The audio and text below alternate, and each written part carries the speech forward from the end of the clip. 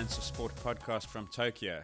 Well, we're not in Tokyo, but we're covering the Tokyo World Championships, and we missed yesterday, and for that I do apologize. I did my very best to make it in time, but I blame Barcelona's public transport system. I flew from London to Barcelona and then had to get a train to Girona, and I kid you not, it took longer to get the train from Barcelona to Girona, which is 50 miles, than it took to drive in London from where I was staying to the airport and the flight. That's how bad the public transport system is in Barcelona. So by about 7 p.m. last night, I was a defeated man, and I just couldn't get the podcast out in time. So what we're going to do today is we're going to cover Thursday, which was day 6, and we're going to talk about a very eventful and dense day 7, which was Friday. And we have seen some spectacular one-lap performances with and without barriers. We've seen some 200s, we've seen a host of field events, and we look forward to what should be an incredible final weekend to close off these World Championships. Gareth Davies is joining me as always from Wales. He did manage to watch all of yesterday's action and kept me informed of what was happening. Gareth, I suppose the logical place to start is with a historic women's 400-meter race. Yeah, it was the one we were all looking forward to. And it was quite, as you say, quite the race. So it was really going to come down to Sydney McLauglin Levrone, Paulinho and El Nassar. We knew that before the start, but the measure of what was going to happen was the real intrigue. And as everybody's going to know by now, obviously Sydney won with a championship record running 47.78 with Paulinho second, and she went sub 48 for the first time in her career. In fact, these were the two of the fastest times in history, with El Nassar coming third with a season's best of 48.19. You said the day before, if I remember correctly, because it seems like a long time ago now, that you thought that Sydney would be not the quickest to 200 meters and then take it on. But she actually led right through the race, just about, I think. And that was, I think, the most interesting thing. Obviously, the headline is the time, 47.78. Let me put those split times up. We'll read through those for those of you who are not watching. 47.78 puts her really now within striking distance of Marita Koch's world record. And you're right, we did a fairly extensive analysis of the 400 in our Day 5 podcast, if you want to go back and listen to that. And the feeling was after McLauglin Levrone's semi-final, where she ran 48.29, if she was going to threaten this world record, she had to go out harder, because it's very difficult to close the last 100 meters much faster when you're fighting against the accumulation of fatigue and effectively the failure of your muscles and tendons. So the work had to be done in the first half, and I expected that El Nassar in particular, but also Paulinho, because she was outside McLauglin Levrone in lane 9, would go out even faster. But McLauglin Levrone, as you say, she was actually leading at the first 100. She ran the second fastest split down the back straight as well. So by the time they got to the 200-meter mark, she is, not by a lot, but she's in the lead, which was a little bit surprising, but I think perfect for her. We sort of spoke in that podcast on Day 5 saying that the presence of El Nassar, Eid Nassar rather, and Paulinho in lanes 7 and 9 to her 5 was actually almost like running a 400-meter race with pace setters. And she measured herself really well against them. So she hits the 200-meter mark in 22.95, and the others are just outside that time at that time. So 23.09 was Paulinho's 200-meter split, if my eyes are correct on reading the small screen. But and then what's interesting is that she finishes the last 200 in pretty much the same time that she did her semi-in. So that improvement from 48.29 to 47.78 is almost entirely done by running the first half faster, which is kind of what we were saying is the model. You just tolerate a level of fatigue and accept the fact that you are going to, quote unquote, die. But she just dies less than everyone else. So that was the basis for it. I thought that Paulinho was amazing. I didn't think that she'd also go under 48. You did, to your credit. So we'll give you the tip of the hat there. You predicted a 47-something, but to see two in the same race, that's quite something. And now really, Paulinho will say that she's going to go for that world record also. So there's two women with a shot at it. How important do you think the lanes were? Because obviously she could see the two outside her. And so do you think that spurred her to a faster start than she actually possibly anticipated?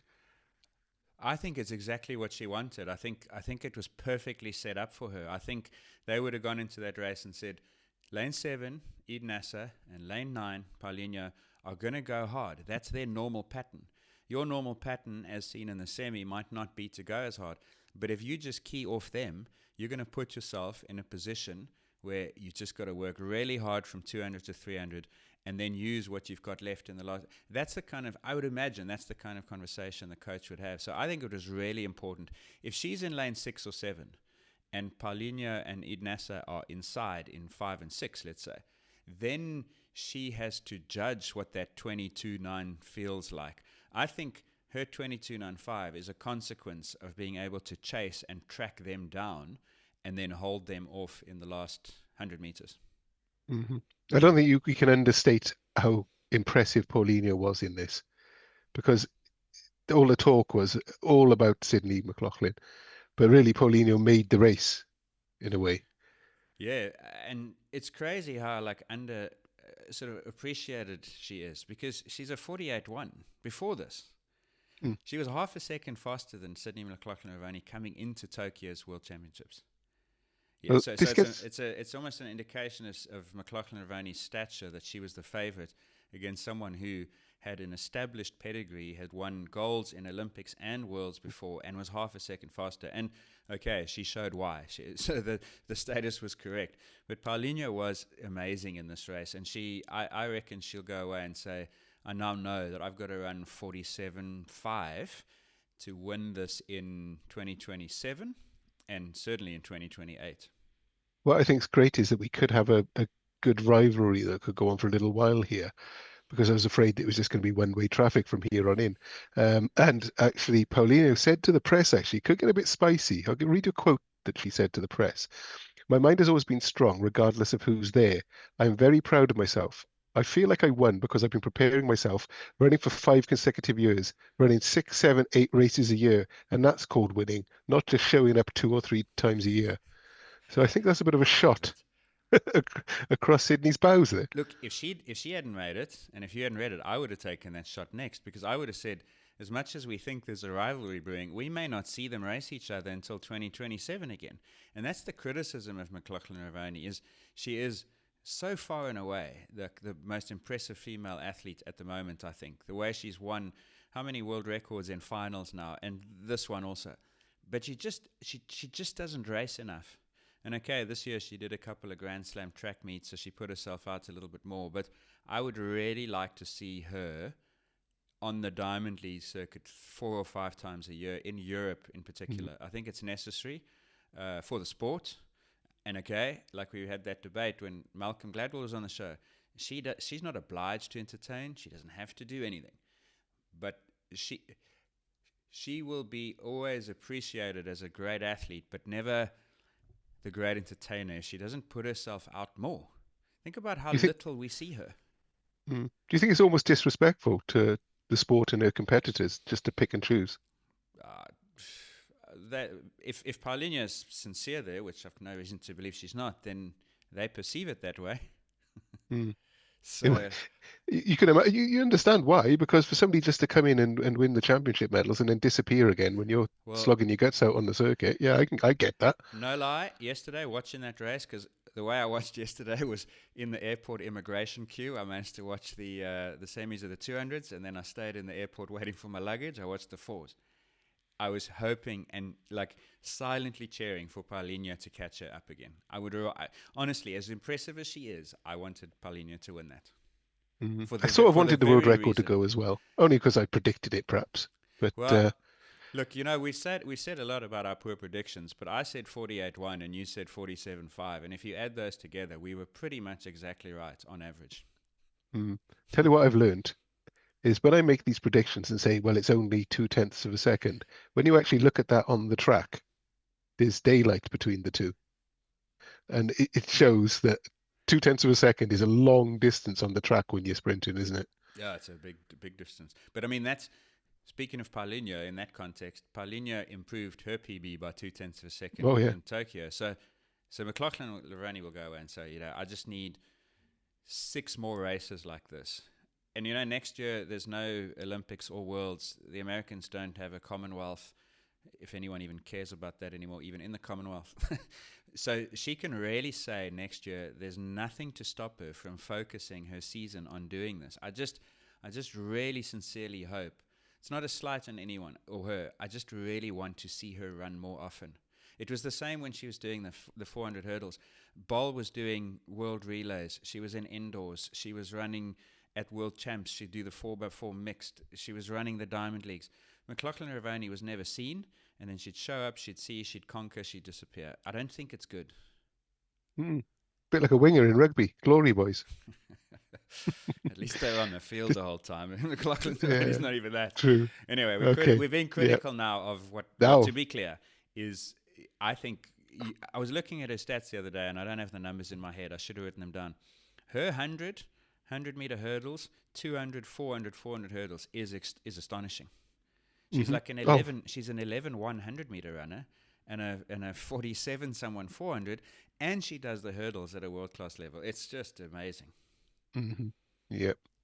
Okay, so the other big race yesterday was the men's 400 meters, which wasn't quite as amazing as the women's. Did you manage to get to watch this one? Because you were probably a bit excited when you did, when your South African runner Nene. Yeah. He went out like a cork out of a champagne bottle, didn't he? He was hammering it, and I thought, I think he might have gone out a little bit too fast at this point. Yeah, and so it turned out to be. So 10:57 through the first 100 for Nene and Kebanatshipi. So actually, in the official results, Kebanatshipi is shown as leading at 100 meters, and we'll get on to Kebanatshipi in a moment because he ends up winning this race, of course. In a time of 43.53. Let me just flick a picture of him up on the screen for you while we discuss this. But yeah, Nene goes out quickly. Nene was the world leader coming into these world champs. Yeah. And I reckon very few people even gave him a shot at making the final. So to finish fifth, okay, his world lead was a 43.8 or something, I think it was, or 6. He hasn't run that in the World Championships where you wanted to count. But yeah, he goes out really hard. He puts himself in position. He's second at 200 meters, and he fades pretty badly. Nene's last 100, to illustrate what we were discussing the other day about fatigue tolerance and the margin for error, is 12.96, which is the slowest in the race. So he's brave. He puts himself out there, but eventually he gets blown by four people. 4 people blow by him at the end. It was, as you say, it was won by Kebanatshipi. For Botswana. In fact, we had 2 Botswanans in the medals. Jereem Richards from Trinidad and Tobago got the silver, and Ndori of Botswana got the bronze. Did you see the way that Richards ran the race? Coming into the final bend, he looked like he was completely out of it by a mile. Now, I know that the stagger unwinds, but he really did almost come from nowhere. Yeah, he was second fastest over the last 100, 12.05. For context, Kebanatshipi runs 12.20 for the last 100. The Japanese athlete who ended up 6th, Nakajima, is actually the fastest in the last 100. But that was I think, I stand corrected, but a personal best for Jereem Richards, 43.72. And he's been around for a long time. Looking at their dates of birth, he is literally 10 years older than the guy who wins gold in that race. He's the second oldest in the race. So that's a pretty impressive performance to run a lifetime best when you are, 31 years old. So, yeah, pretty good from him. National record, for Trinidad and Tobago. So, obviously a personal best for him. And my pick, Corey Patterson, he came nowhere. He came 7th. He was mine too, to be transparent. I thought Kebanatshipi had run his race in the semis because he set the world lead there. So to come back like in the same championships and run another world lead in the very next race in the final, coming under pressure, I thought that pressure would make him tie up and he would get caught. And he sort of was being caught a little bit towards the end by Richards, but he'd done so much before. I'll tell you what's interesting though is 2 in the top 3, 3 in the top 8. When that 4x400 relay happens, Botswana is the heavy favorite compared to even the United States. It's hard to see how anyone beats a country with 3 out of the top 8 in the world. That hadn't occurred to me, actually. The more I read these stats, the more that Kebanatshipi's victory is quite outstanding because he actually led through every split. Yeah, exactly. I didn't realize that. he'd actually, because I thought Nene went out way too fast and must have led at least the first split, but he didn't. That's pretty impressive. Yeah, well, relatively, Nene does go too fast, right? Because just look at the 200, the halves, right? Kebanatshipi runs 20.56 and then 43.53. So that's a, call it rounding down, rounding up 23-second last 200. So it's a 2.5-second differential for Kebanatshipi, right? His first half is 2.5 seconds faster than the second half. For Nene, it's almost 3 seconds. So Nene did go out too fast relative to his ceiling.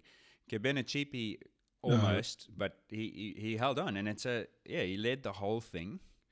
He ran a second consecutive world lead. It's a mid 43 time, which is not to be laughed at. I mean, it's close to what we've seen all the other world championships and Olympic titles being won in the last while. So this is a guy who, at the age of 21, could develop into one of the great 400-meter athletes. I hope so, because as I said before, I didn't really recognize many. So I think it's a changing of the guard, perhaps in the 400 meters. Perhaps you've got some new stars being born here. Yeah, and I mean, he is looking at the dates of birth, 2004 for Kebanatshipi. The next youngest guy is 2002, the Japanese athlete who ended up in sixth. So he's the youngest guy in the race, and he is now its champion. And if he looks after himself, he's a guy who'll say, when I'm 23, 24, I'm going to break 43. Easier said than done. We had a couple of field events yesterday, which I've got to try and remember now. It seems like I say, a long time ago. I can't even remember what I had for dinner. The men's javelin. That was won actually by Karsten Walcott. Yeah. If you know, it's about Trinidad and Tobago. I'd actually forgotten about this. Peters with Grenadier in second and Thompson of the US in third. So we lost Chopra and Naveed quite early on in this competition, was a big surprise. And Webber, the other favourite, didn't do anything at all. So we had Kishore Watson, who it's 13 years since he won the Olympic title at 19 years of age, and he's come back now to win a world championship gold. He had a bronze in Rio in between, but he's had long periods. I had to look at his record. Long periods of not doing much at all. So hats off to Kishore Walcott for hanging in there. Yeah, I wonder if that's like 13 years apart. That's got to be, in terms of major global titles, the longest. Got to be close to one of the longest gaps, without being a consecutive winner, because that could happen also. But even there, but to be a teenager and then a 32-year-old and win the same title in what is an explosive power event, where you'd imagine it's probably, although thinking about it again, the lifespan of javelin throws does appear to be pretty lengthy. Yeah, so big surprises again. It's the championship for surprises, that's for sure. Exactly. But I don't think it was a surprise in the women's triple jump, which was won by Leonis Perez Hernandez with a world lead in 14.94, with Thea Lafond coming second. Actually, it was only 5 centimeters in it, and then Rojas of Venezuela with a 14.76. So less than 20 centimeters between the three winners. But I've got to admit, I didn't see a lot of that competition. Yeah, I sort of caught the occasional one. I did see Lafond's last jump, and it looked like she'd gone into the lead. It was pretty impressive in her last round. But I stand corrected, but I think Hernandez had the best two jumps of the day. So it's hard to argue when as small as those margins are, she was still, her second best would have still won that competition, I think. Is that right? Mm-hmm. Yeah, just looking at it. I tell you what I have noticed, and not just the field events, but the track events, there's a hell of a lot of season's bests coming out in these championships. And so perhaps athletes have timed their seasons quite well. We've been sort of wondering if people hang on. But the number of personal bests and season's bests, I don't know if it's just sort of recency bias, but there seem to be an awful lot of them. So perhaps it has been, people have worked it out. It'd be interesting, I'm sure quite quick to count, for instance, how many national records have fallen.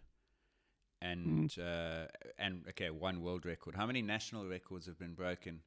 And then compare that to Paris last year, Budapest, Eugene, Tokyo, etc. Go back as far as you want, London, and ask whether that's different.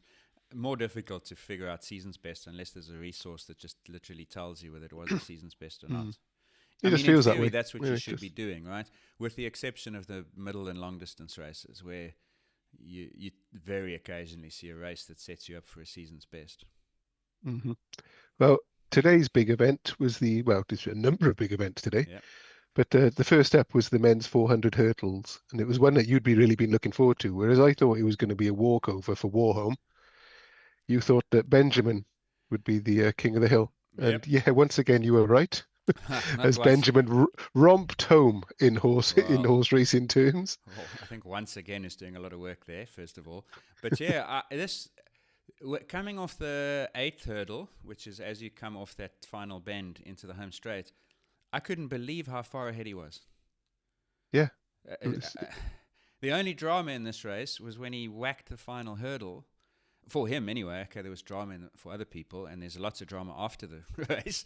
But the only drama for him was when he hit the 10th hurdle, and what was a 10-meter lead became a 4.5, 5-meter lead or something. I don't know, but absolutely dominant. I looked at the time Well, relative to Paris, and it's about the same with that last hurdle incident, which arguably cost him some tenths of a second. One can debate and talk about how much, but yeah, he was absolutely dominant. And the second most surprising thing was that Warholm wasn't the guy even closest to him, or second or third closest. Warholm ended up in fifth, so I don't think the winner was particularly surprising, but I've picked him. But the fact that it wasn't Warholm was really surprising. Well, it was once again a tale of two halves, because he wasn't dominant in the first half of the race, because Warholm had led up to 200 meters. He'd had the two fastest splits of the race at 10:97 and 21:66. And they were obviously pretty much even at that point. It was flicking back and forth on that little indicator that they've got in the graphics now. But then all of a sudden, Benjamin started to pull away. Now, Warholm did clip the third hurdle, and the commentators mentioned, I wonder if he's lost a bit of momentum. But it didn't seem to me that was the issue. It seemed to me that as he got onto that final straight, he just seemed to tie up and didn't have anything at all. And I think it almost looked as if his heart had gone out of it once he realized that he couldn't hang on. Which is probably exactly right. Yeah, I mean, you watched the BBC. I think I also caught that feed. Hmm. I watched both to see if they said anything different. But the guy who did the TNT commentary is a guy called Martin Gillingham, who used to be a 400-meter hurdler himself, and he said at the finish line that when you hit a hurdle down the back straight, it really does affect you.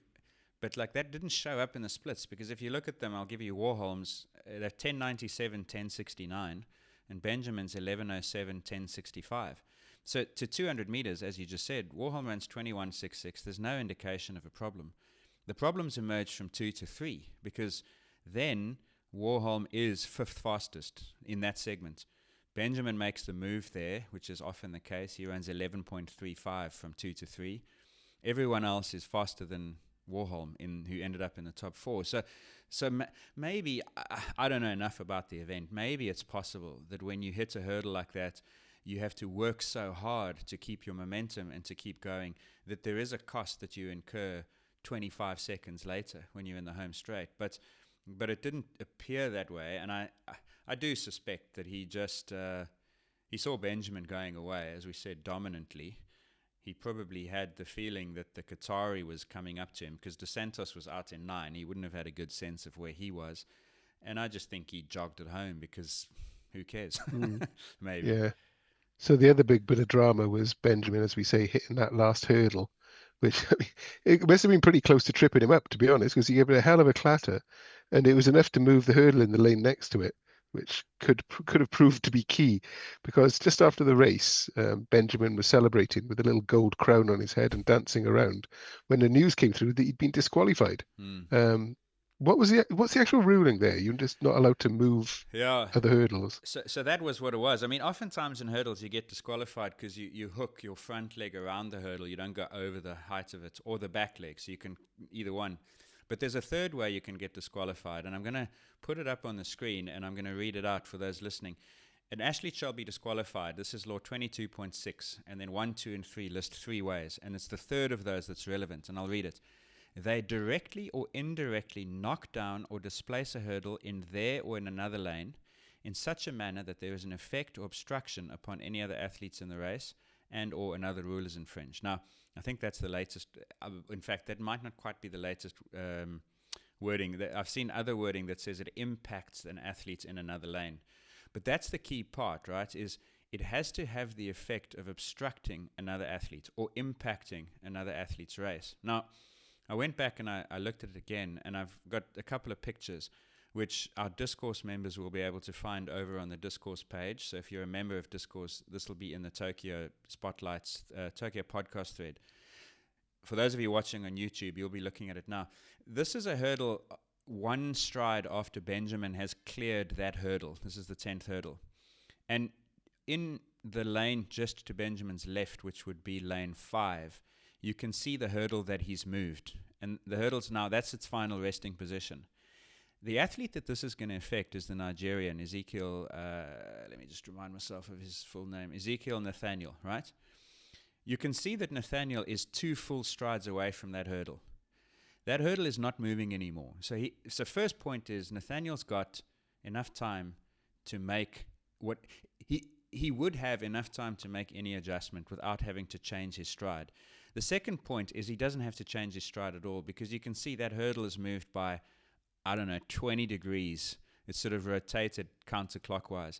And the photo you're looking at now on YouTube and can see on Discourse is Nathaniel clearing that hurdle with no change at all to his technique. If this disqualification had been upheld, it would have been ridiculously soft, because this did not change the outcome of the medals in this race. Nathaniel finished fast, yes, but he wasn't going to catch Samba and Dos Santos, who were in front of him at the time you can see this picture and at the time he cleared that hurdle. But that's the ruling, is if you knock a hurdle down or move it in a way that it impacts another athlete in an adjacent lane, then you can be disqualified. It would have been super harsh. So the thing is, it was reported that he'd been disqualified. And he was obviously told something, because his face fell and his little crown went all sad. And so it was surely better to investigate it and then announce what had happened, rather than it's not the best way about going around it. And we're talking about Nathaniel, the Nigerian. Now it's probably his federation went and did the protest. I think he is not necessarily the athlete, but he got the national record while being disadvantaged in this way.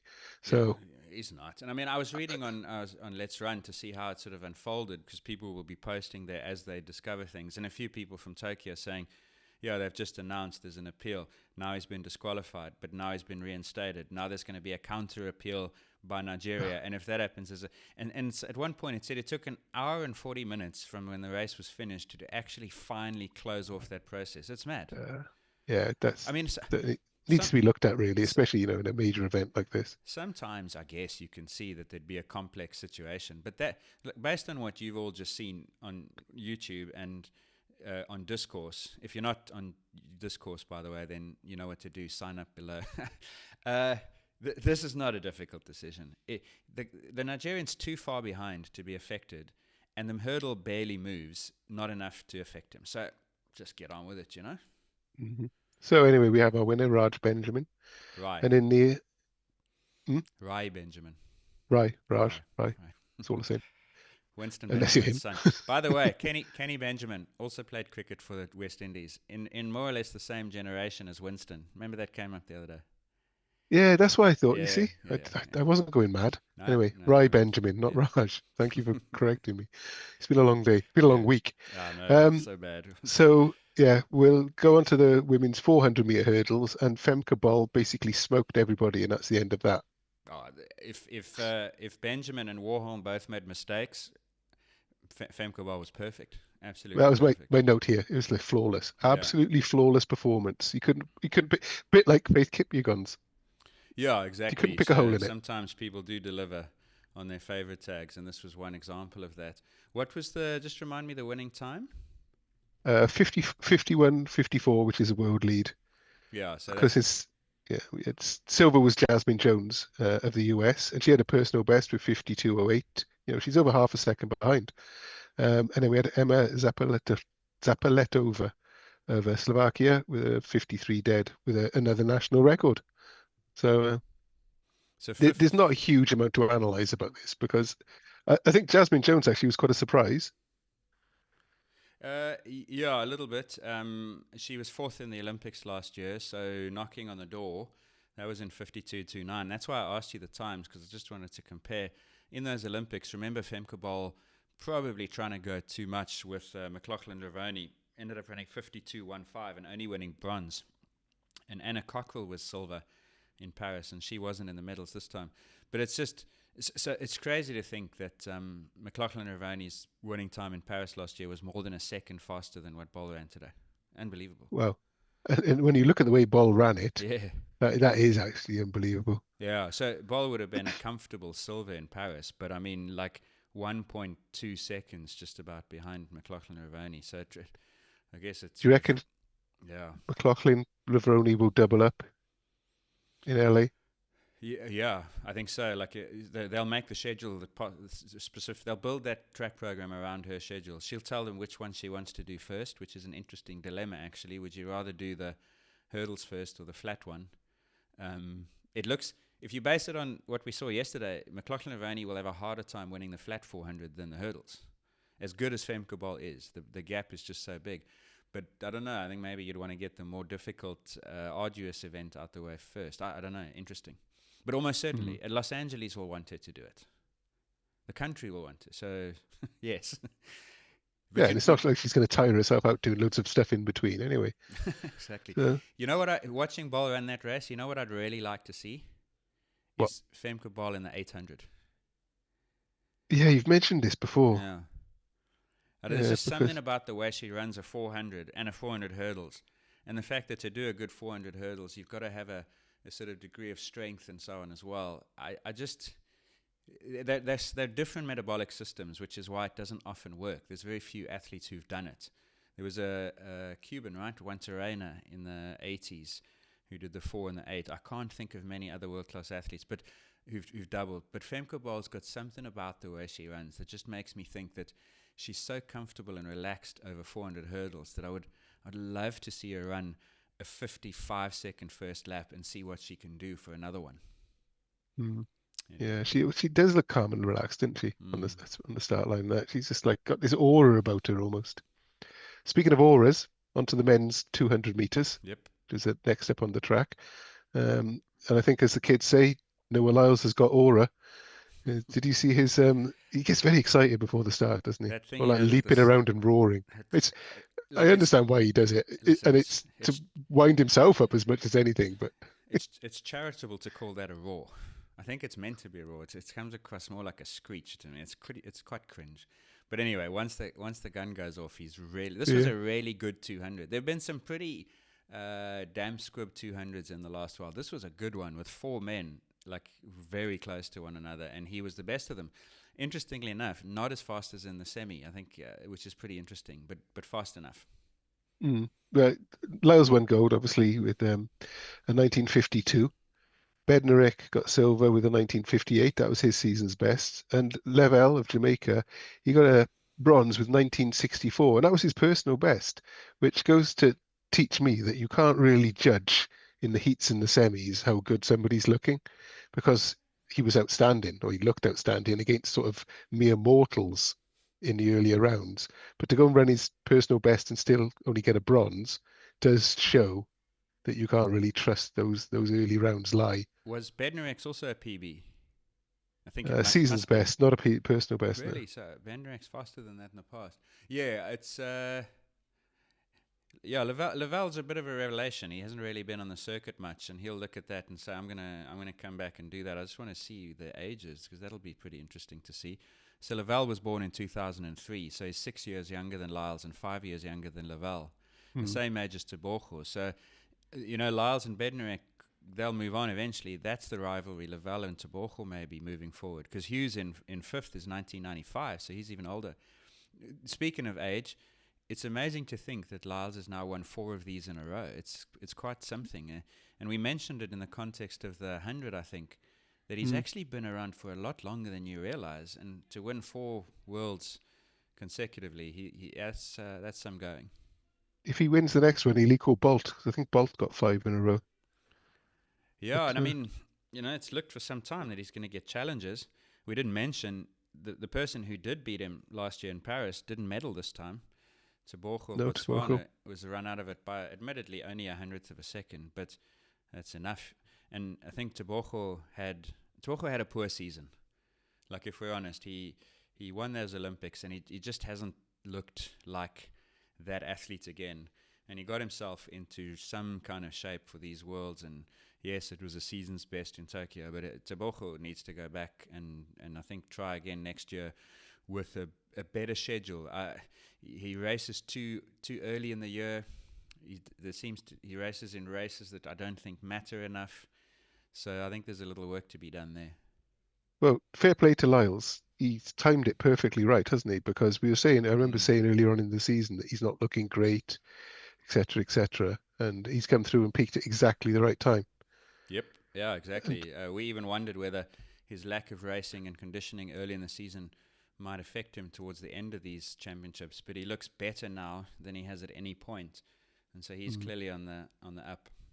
And as we were saying earlier on, we had 3 seasons bests and a personal best in this, so at least half the runners got their timing right, and that wasn't even including Lyles. So yeah. Okie dokie. What have we got left? We've got the women's 200 meters. Yeah. So that's Jefferson-Wooden smoked everybody. That's my new analysis in the women's events. Well, that's pretty much what it was. I mean, I haven't had the time to look, but she breaks 22 seconds by a lot, right? 21.69 or 6.1? 21.68 for world lead. They rounded it down. Nobody else breaks 22, which is actually quite amazing to think that in a major world championship final, only one woman can go into 22 seconds. It's just so as good as she was, and she probably wins it against women over the last while at their best, no one was even close to their best. No, well, she got 7 years on Shericka Jackson, who got the bronze. And so Jackson's, I think Shericka Jackson is the star waning. And remember,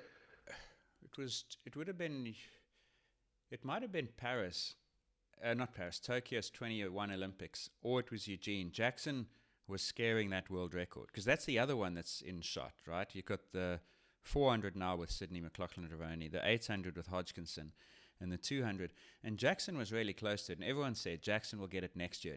She'd missed it a couple times. And the next year she was just a little bit injured. She couldn't string, I think, enough good training and racing together to do what her potential suggested. And she's never gotten back there. So it's kind of like a cautionary tale. Like Melissa Jefferson-Wooden looks like unbelievably good at the moment and so superior at 100 and 200. But one little niggle that's not managed appropriately, and you look back at it in 5 or 6 years' time and you say, she's on the wane. So yeah, we'll see where that goes in future. But the Jamaicans don't really have anyone anymore. No. But the UK does, with Amy Hunt getting silver. Yeah. I love these stories when this sort of thing happens, when she go over the line and then she's like, looks so shocked. And then it's just, I love it when that happens. So yeah, Amy Hunt of Great Britain, she ran a 22.14. Was that a PB? No, because I think her PB was in the semi. She didn't even have to run as fast as in the semi. Right. Yeah. So yeah, good to see Amy Hunt. And obviously, as I just mentioned, Shericka Jackson getting the bronze there. So I think, again, it's like Dina Asher-Smith. She came 5th, but I think she's going to have to hand the baton over now to the youngsters, perhaps. Mind you, hang on, how old's Talu Smith? Oh, she's been around forever. Wow. She's been born in 88, is that right? Yeah, that could be, because I think Talu Smith was probably in the 2008 Olympics already a factor in Beijing. 38. Yeah, she's isn't she the same? How old is Shelley Fraser-Price? I think that's the same age, actually. I think she's 38. Yeah. Was she 36? I don't know. Yeah. I want to go back. As we're doing that, I'm just checking to see. Yeah, I'm just looking at these ages, because I didn't realise Dina Asher-Smith. I'm saying that she's going to have to hand over the baton. Yeah, she was born in 95. Brittany Brown's born in 95. This is a really old field, actually. Okay. Anthony Strachan, she was born in 93, and she disqualified. She had her leg horrendously strapped up at the start. Yeah, she pulled something in the semi. Okay, I was lying to you about Talu Smith. She wasn't in the Beijing 100. I wonder if she was in the 200 back then. I don't know. I hope you find out soon, because I'm running out of things to stall with. Oh, I'm sorry. You're stalling on my behalf. Why don't you tell us a little bit about the field events today? Yeah, of course. Okay, so today we had the men's triple jump, and that was, I'm glad I actually watched this one. I missed the women's, but I watched the men's triple jump. which was won by Pedro Picardo of Portugal. But that wasn't the full story. It wasn't just a simple open and shut case. He led from the second round with a 7:55 leap until the final round when Italy's Andrea Della Vella jumped 17:64 and took the lead off him. But he wasn't to be denied, Picardo, and he pulled an incredible 17:91 out of the bag in his very last jump to take the gold, to snatch his gold back. So it was one of those field competitions that really it was exciting all the way through, to be honest with you. Glad I watched that one. Yeah, I saw bits and pieces of it. Not a great deal, to be honest. And it did seem like an extremely good competition at the end. Mm-hmm. I wonder what goes through an athlete's mind when they've held the lead basically the entire time, and then it goes away from them, and they know. And we've spoken about it before. You did the analysis of it.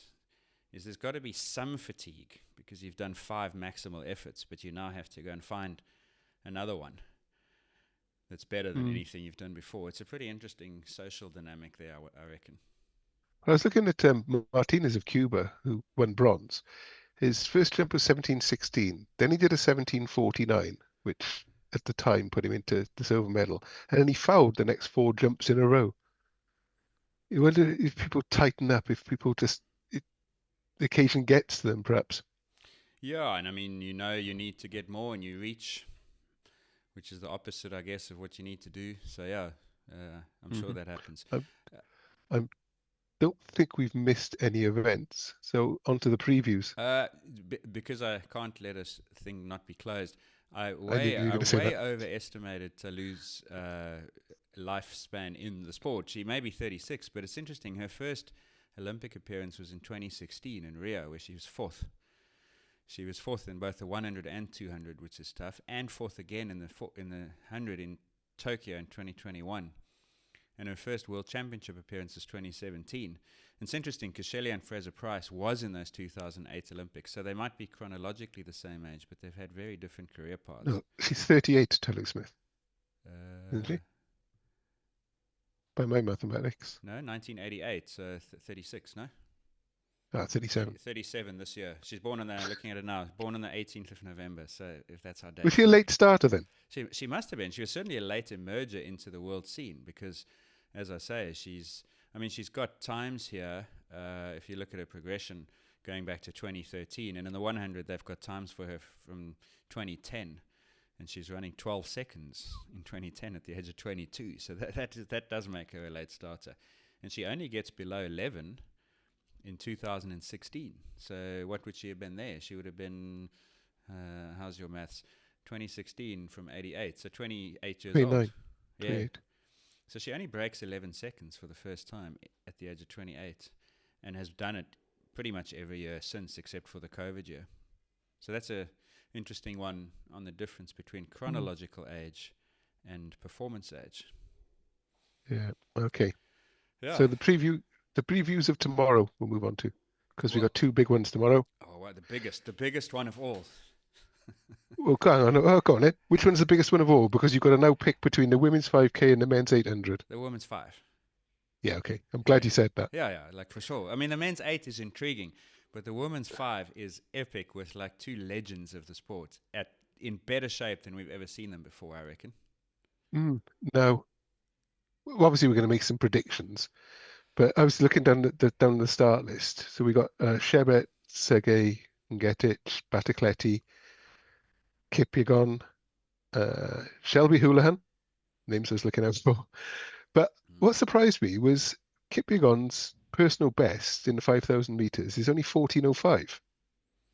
Wow, it's only a few seconds off the world record. Oh, the world record's 13:58. Yeah, it's close enough. So she was the world record holder, no? At the time she ran it, that was the world record, I think. What, when she ran 14:05? I think, yeah, I seem to remember that. Oh, right, okay. She had I was just surprised. I was surprised to see that it was 14:05 was her personal best. Does she not race this very often? You're gonna have to fill me in, yeah. No, she's on the 15 circuit and the mile more. That time she did that performance, she'd broken the 15, and then she did the 5. It was all in one season. It was 22 or 23. And she was so indisputably the best distance runner in the world. And it was only then last year that Chebet finally came back. And I mean, I think Tsegai broke that. I think Tsegai took it down from 14:05. Could be completely wrong on this, by the way. I'm sure someone will No, fact check me. I've And I've then just found the all-time top list. Yeah, you're right. and then Chebet did it, took it under 14 earlier this year in Eugene. So she's raced it far less often than the other two have, and she does a championship race in it, and she does maybe one Diamond League a year. Yeah, I feel a bit foolish now because I just said that her 14:05 personal best isn't that great, and it's the fourth fastest of all time. We have high So standards on this show, so that's 7 seconds is a lifetime. yeah. So in fact, we've got the four fastest times in the world, the four runners with the fastest times in the world, all lined up tomorrow. Yeah, it's gonna be incredible, and like tactically so interesting, Yeah. because what do I you was going to do? say, what are the tactics going to be from these runners? Well, think about like you've seen Chebet now destroy everyone over the final 200 in the 10. She's done it twice in Paris last year at the 5 and the 10. She's done it in every race she's run. So you can't. I think if you're Kipyegon, you can't let her like use that finishing ability. You have to take it away from her. And if Kipyegon, and this is where it's interesting because we've had a few situations like this, the normal inclination is to think that the 1500-meter athlete wants a slow race where you can kick. This is different because Chebet's got a snap that no one else has ever matched or seen. And I reckon Kipyegon has to run this like a 1500-meter race, exactly the way she won the 15 the other day. She's got to go from 3, maybe even 4 laps out, and she's got to get faster and faster and faster, and she's got to try and run the last 1200 in like, what would that be, 3 laps. So she's got to run 2:58 to 3 minutes for the last 3 laps. But Chebet's a dominant 10,000-meter runner. You're not going to fatigue her doing that, surely. Well, the only weakness she's ever shown, I think, is a sustained longish effort in the 15 earlier this year when she was beaten by 3 seconds by Tsegai. But that's the problem because Tsegai tried to do that in the 10, and she couldn't drop her, and of course then Tsegai paid the price for the efforts and lost even to Batacleti. So that's the challenge. That's why it's so interesting. If they go out like that, I wonder if Batacleti can stick with them. If they go from like 1,000 meters out, I don't know that anyone will stay with them. I think it's Chebet and Kipyegon. You think it's I think Sergey and Getich, nobody's going to stay with them if they go for it. No, not if Kipyegon does it in the 1500. I mean, look at the 1500. The best 1500 meter runners in the world couldn't stay with her. How's a 5 and a 10K specialist going to do it? But Chebet might because she's that good. And that's why this is the best race of the championships, because it's like it's got so much going for it. Whereas if you're Chebet, all you're doing is you're just sitting and waiting. But the one thing you don't want if you're Chebet is a slow first 3Ks. Because I was going to ask you about if it goes out slow. Oh, that's the worst. She won't want that. She won't want that. She'll take it on then. Because she's got to take away that sustained. Because if you walk it to 3,000, the 1500-meter runners are licking their lips because they've basically like been set up to do exactly what they're best at and you're worst at. So she would want it she doesn't want it to be 14:10 pace. That's too fast in the heat. But she doesn't want them to jog it out at 3 minutes a K, I don't think. So I think if I were her, I would want them to be pushing it from 1K to 4K so that it's not possible for Kipyegon to run a 3:57 1500 at the end of that race. See, we had this discussion on Discourse, didn't we? Because I think there's a bit of confusion with myself as well, assuming that the 1500-meter runners always have the best kick. So it's in their interest. Yeah, because you see, you've got to define kick, right? Because if it's the final 300, what you're effectively asking is who's got a durable 300. And it's not necessarily the 1500-meter runner. It's the athlete who's had to spend the least to get to that position. And Chebet has just got, if it's a slow race and it's a last 400, Chebet wins. If it's a fast race, last 400, Chebet wins.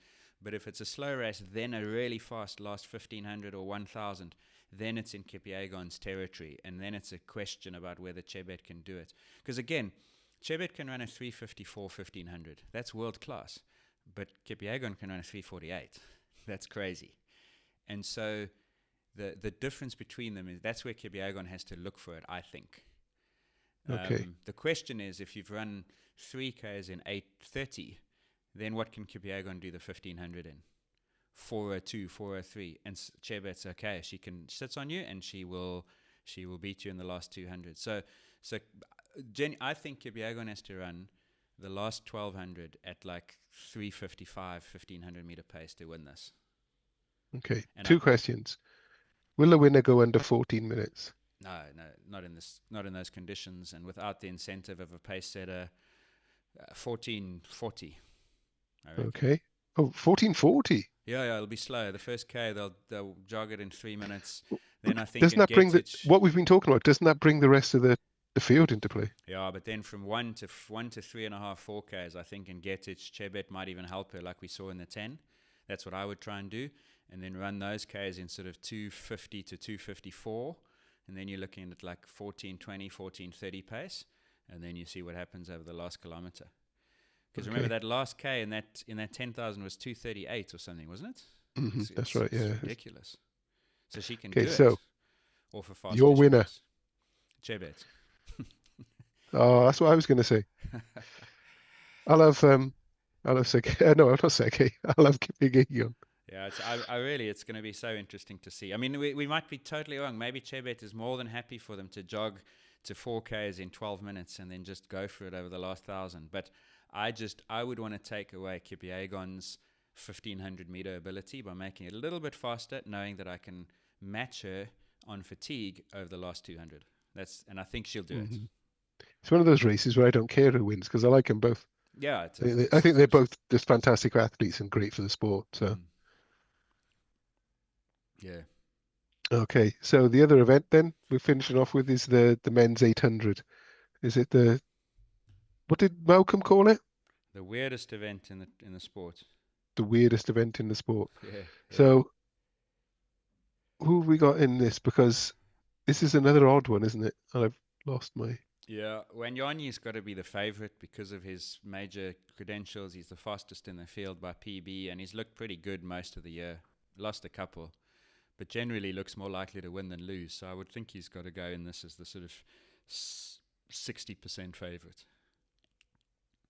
Right. Okay, I'm just having a look down the... Oh, what Sejati? No, Wanyonyi. Yes, I know Wanyonyi, but what about Sejati? I thought he would be... Yeah, he's definitely a big medal threat. And then the other guy is this Spanish athlete whose name I've now forgotten, and I don't have my screen open in front of me. Who's Atui? Yes, really good in the semis. He looked really, really sharp in the semi-final, off a reasonable pace. So it'll be interesting to see what someone like Wanyonyi and Arop do in this particular race, because they would normally want a 143.